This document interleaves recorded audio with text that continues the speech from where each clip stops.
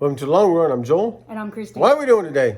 Today we're going to tell you how we prepared for Hurricane Milton. All right, let's get to it. Just as a note, if you're wondering where we live, if you're not familiar with our channel, we live in Orlando, Florida. So we were in the path. The eye went just to the south of us, just about south of us. 20 minutes south of us. Yeah.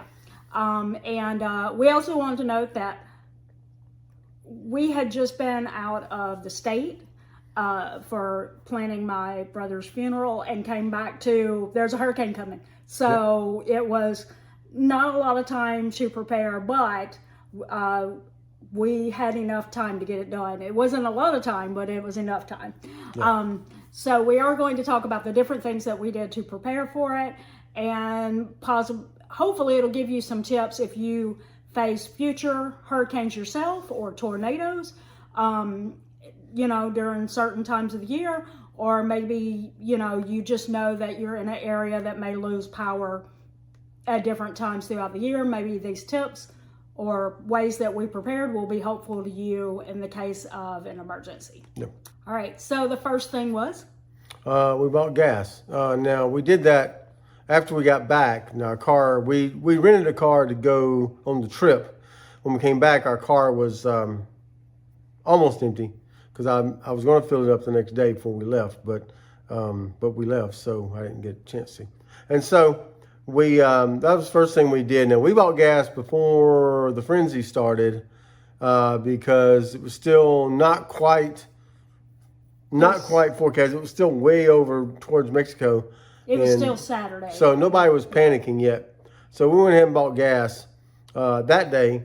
So we made sure the car was filled up in time. Mm-hmm. Yep. So if you know that there's a chance that something may come in your area that may cause you to lose power or may cause you to need to evacuate, then it's a good idea to get gas before it becomes a frenzy and the gas stations run out of gas. That's right. So as soon as you know, go ahead and take care of it. Yep.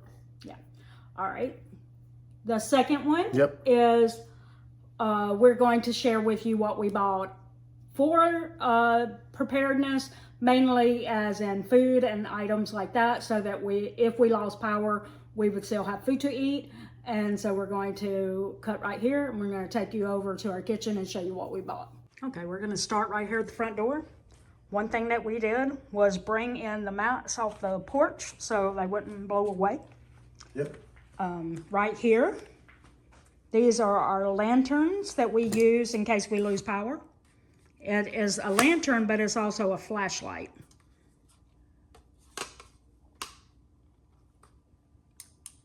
See? So yeah, we got lantern, flashlights, things, and we're supposed to have 3, but we could only find 2 of them for some reason. But that would be 1 for each one of the people that live in the house. All right, we also have candles. They're in different places. We also brought in one of our umbrellas from the car just to make sure we had an umbrella. We brought in the stuff from the patio because you don't want that blowing away in the wind. Yep. And the only thing we didn't bring in was our charcoal grill. Yeah, the charcoal grill. Hopefully a charcoal grill can handle it. All right, these buckets, there is a purpose for the buckets. You want to tell them that? Yeah, we this is for water. We hold water in these just in case we lose power and our water gets turned off. This is for like flushing the toilets if we need to, things like that. Yes, and we always have people wonder, like, you see people going to the store and buying bottled water, and they're like, well, what about for things other than drinking water? Yeah, this is what this is for. Yeah. And don't use bottled water to fill up your bathtub. Yeah, and as you can see, this has a Chick-fil-A logo on it. That's where we got our pickle buckets because, so what you can do is you could ask. I'm not saying they'll definitely give it to you, but you don't have to buy the 5-gallon buckets probably if they give it to you. But you could ask Chick-fil-A, say, do you think you could hold back a few of the Chick-fil-A pickle buckets for me? And they might say yes. Yep. And that way you wouldn't have to pay for them. Okay, and then we have our ice chest. Yep. And we had ice in it. And we also which Joel got his ice from Chick-fil-A. That is where he works. You know, and Chick-fil-A does sell ice, right? Yep. Yeah. So, but that's where he got his. And you can hold some of your stuff that could go bad if you do lose power, put it in that ice chest immediately. You know, not everything, but you can do as much as possible.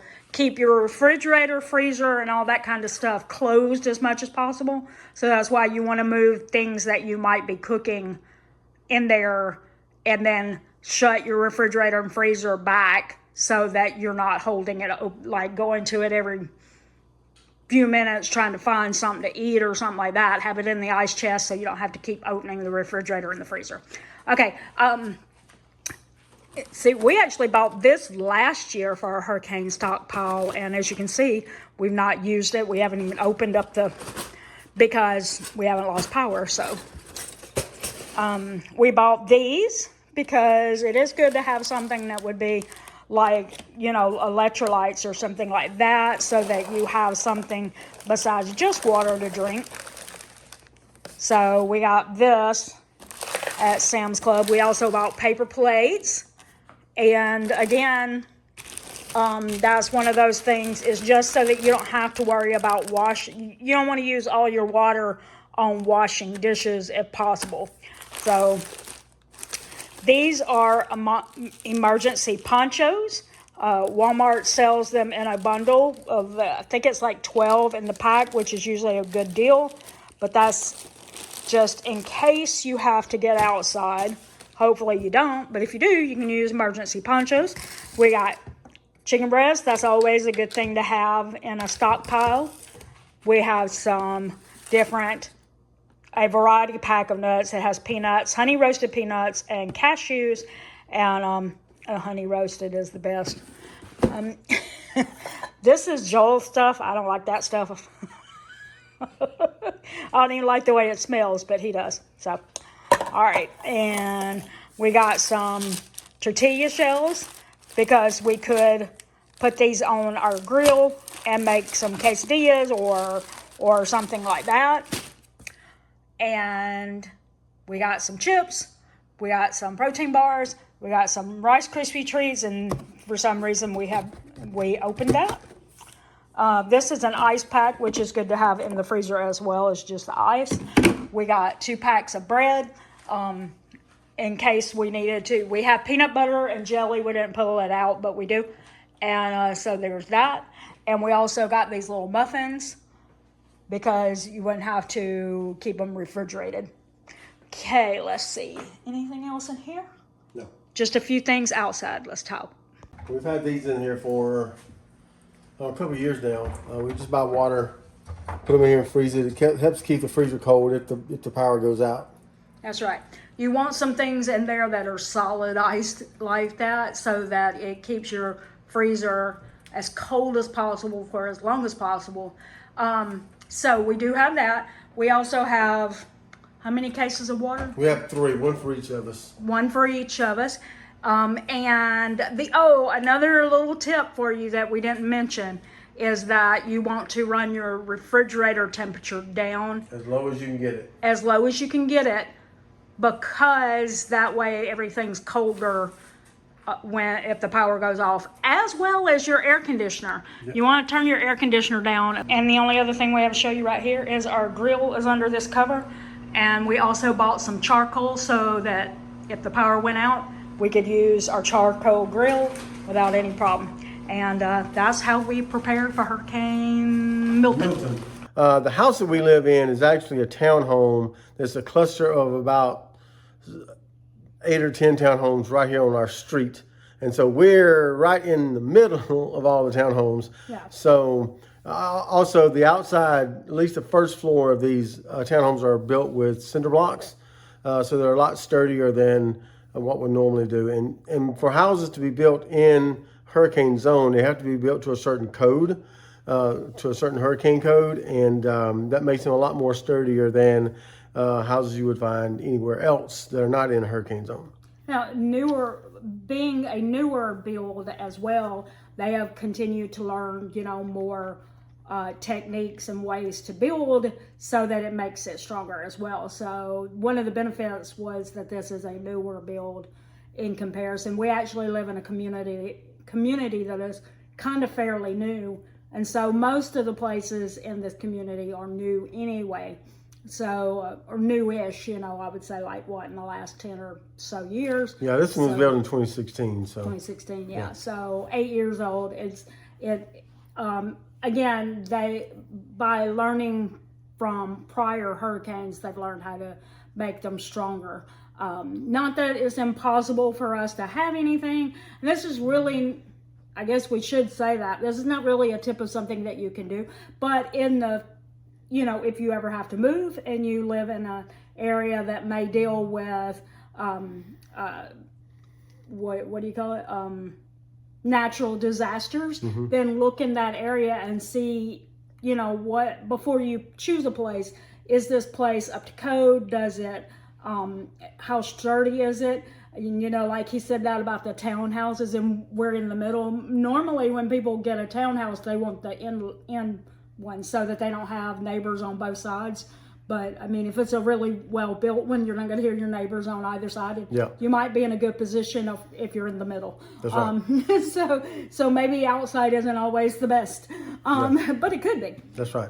But anyway, we do have that going for us. Another thing that we have going for us is that they've buried the power lines in the ground in our subdivision. So if a hurricane comes through, you're less likely to lose power than if the poles were all out there. So the only way we would lose power is if it hit a transformer, but it's not going to be because a power line snapped in our subdivision. Yep. So that is also another benefit. And again, if you're in a place that normally has natural disasters, that may be a good thing to look for as well. Do they have the power lines buried in the ground?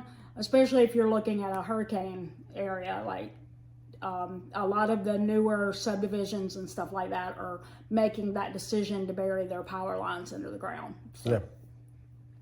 And then the other question is, we had several people contact us and ask us if we were evacuating, and I guess should we have evacuated?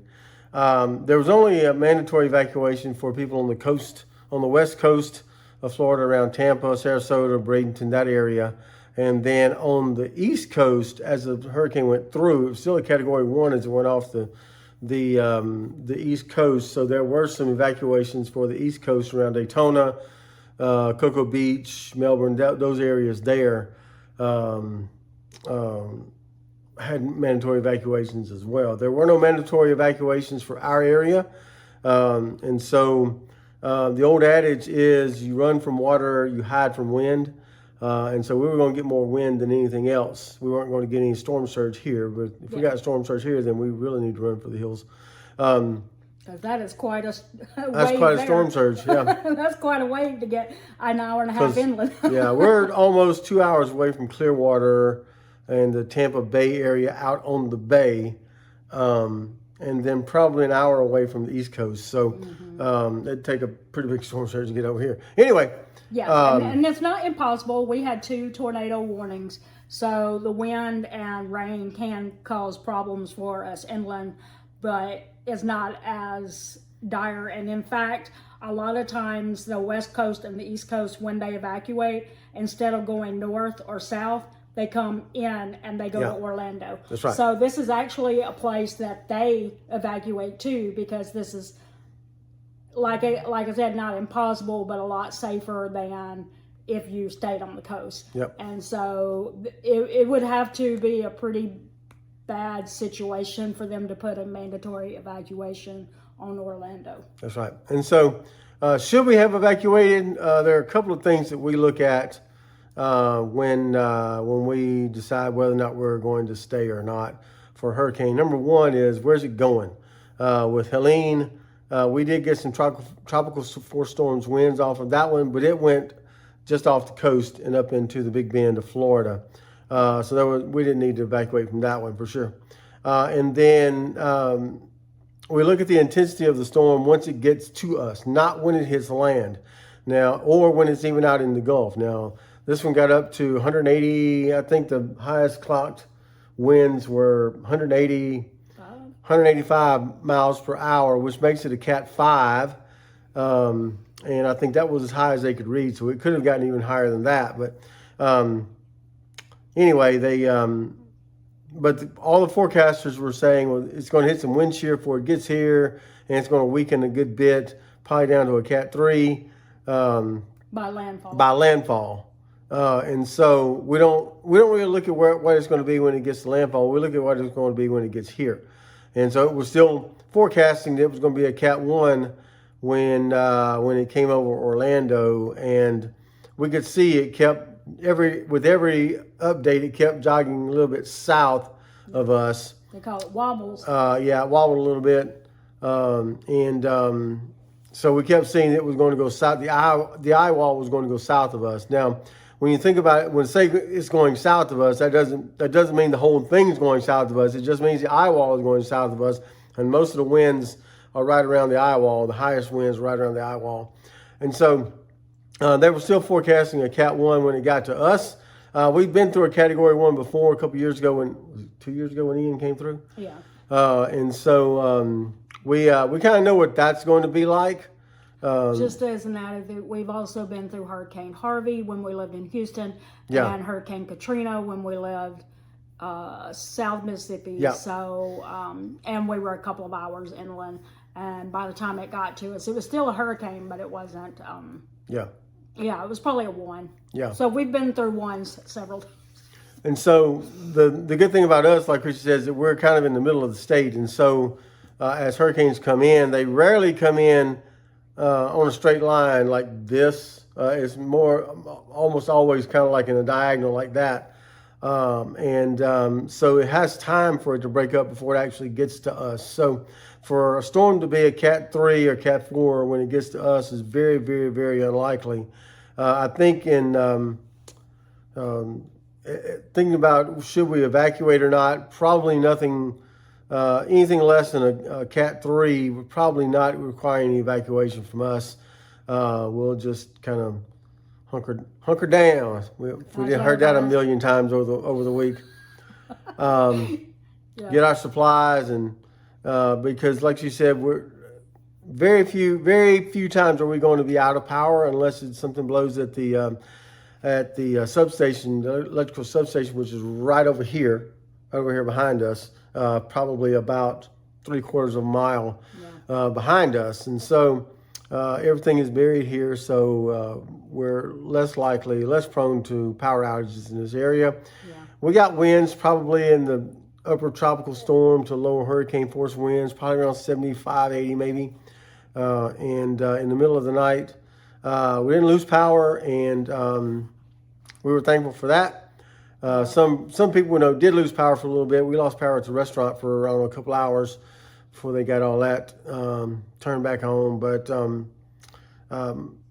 we don't think we should have evacuated, it was as it continued to be at a Cat 5. We were a little concerned that it might not die down enough before it got to us, but then it did, and that proved to be a good decision for us because we'd already been on the road.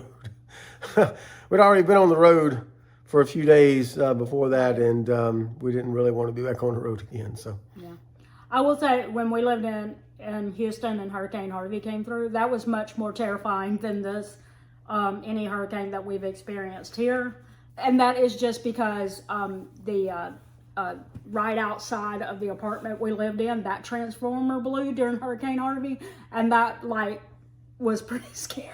yeah, Having a transformer right outside your apartment explode was terrifying. But other than that, and that's I don't think we're that close to a transformer here, so we probably wouldn't have that terrifying boom in the middle of the night. Yeah.